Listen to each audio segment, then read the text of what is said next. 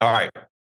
I want to say one thing before we finish, Tommy, and that is just, there's some stuff that happened. I'm not going to rehash any of the stuff that happened last week on First Take with the MVP conversation. I do want to talk briefly about the MVP conversation. So one of the things I think that I've heard from voters or even fans, people on television, is like just the criteria around the award and comparing what so-and-so is doing this year to what so-and-so did in 2012 or 2001 or 2021. Like, I think the criteria actually does change year to year because you have to look at the context of that season. So it's not fair to say, well, this guy did more with less, or this guy has the best record, and back in 2000 whatever, like that team had the best record and the best player. Like, it's the context of whatever is going on this season, and you have to weigh a bunch of things. And I don't have a vote, and nor do I have a preference right now. I don't. I actually still think this is very much a three-man race. And I think Jokic, Giannis, and Joel all have like an MVP resume this season. The other idea is like this idea that we should include past playoff failures as part of the conversation around the regular season MVP award. I don't quite get that jump. I don't quite get that correlation. We're voting on a regular season award. Voters are more informed than they've ever been. The amount of information that the average voter has at their fingertips, easily available stuff. I'm not talking about doing, which I've been doing lately, deep dives on Second Spectrum. I'm not talking about that. Yeah. Go to Basketball Reference. This is a Google search away. Yeah. This is go to Basketball Reference. It's very easy to look up win shares per 48, which is the stat that is most correlated historically with who wins the MVP. Win shares per 48. It's very easy to look up. Jokic is number 1. Jimmy Butler's number 2. Joel Embiid is number 3.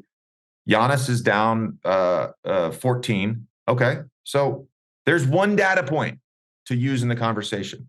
It's very easy to look up. People talk about team records. No. Go to NBA.com. Go to the advanced search button. Players, advanced. All teams. No, I want to look up one team. What is the record when Jokic plays? So Jokic has played in 60 of the 68 games. They're 43-17. Very easy to find. You go to Giannis, easy to find. Joel, easy to find. When Joel plays, the Sixers have a 66.6 win percentage record. When Giannis plays, the Bucks have a 75% win percentage.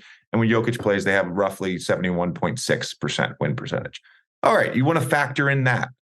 Easy to find. My point is, we can't take what happened in 06 or 02 or 97. If voters were more informed, here's my take on this whole thing. If voters were more informed 20 years ago, 30 years ago, Jordan would have won more MVPs. Bron would have won more MVPs. Tim Duncan probably would have won more MVPs. Shit, Dirk probably would have had back-to-back 06, 07 instead of Nash getting 05, 06. So we can't compare like what happened 15 years ago to this season. And this season, there's 3 guys. And so you weigh whatever data points, you weigh whatever criteria. And if defense really matters that much to you, if the advanced defensive numbers matter that much to you, guess what? Jokic is number 1 and has been for defensive box plus minus for the last like 3 seasons. Okay. Eye test. Great. You want to go eye test? Yeah. Eye test says Joel and Giannis are better defensively. And I get that. So use that. Use that as part of your argument. I think my last point I want to make on the MVP conversation, because someone said this to me last week after this whole thing, is like, well, we've already given it to Jokic. No, we haven't. There's still roughly 20% of the season left. We've already given it to him this year, you mean? Yeah, this is what I was going to ask you about. There's still 20%. There's still so much time. And like that's what felt crazy. That's what felt crazy to me was the Nuggets have not played well the last 3 games. and you're just like, why is everybody getting so worked up about this on March 10th? Like, if this is April 4th and votes are due next week, okay, that's one thing. But if the Nuggets lose, 6 in a row or something like that, I'm pretty sure it's going to change the calculation of where the voters are going. 100%, as it should. I can't imagine having one of these votes and like turning it in on March 15th. Like, no, we're gonna wait till the last week of the regular season. We'll probably have more clarity.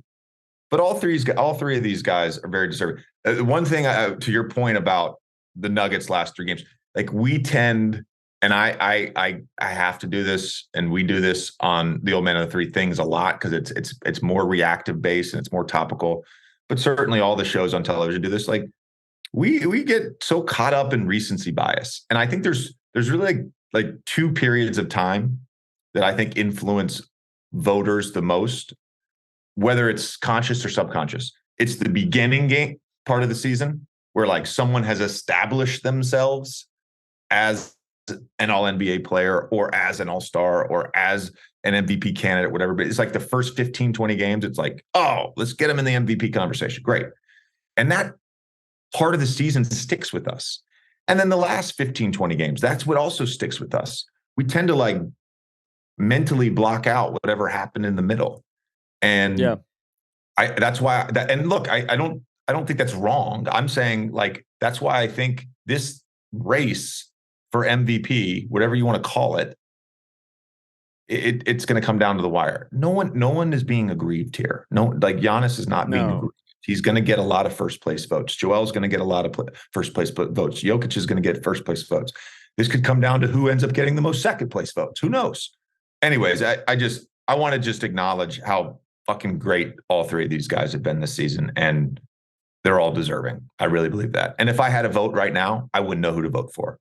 And maybe if I did have a vote, I think we talk about it. I think we talk about it in Ohm 3 Things. We talk about it on April, whatever the first Monday in April is, and we have that conversation then. And then you could say, "This is who I would vote for if I was voting at this point." Yeah. It just feels, especially getting emotional about it and everything like that. It just everybody relax, just enjoy. You say this all the time, like enjoy greatness.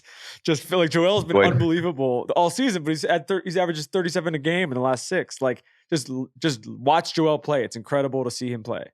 And awesome. and then we'll get to the awards the first week of April. If you want to watch the rest of the episode, check out The Old Man of the Three Things, available exclusively on Amazon Music.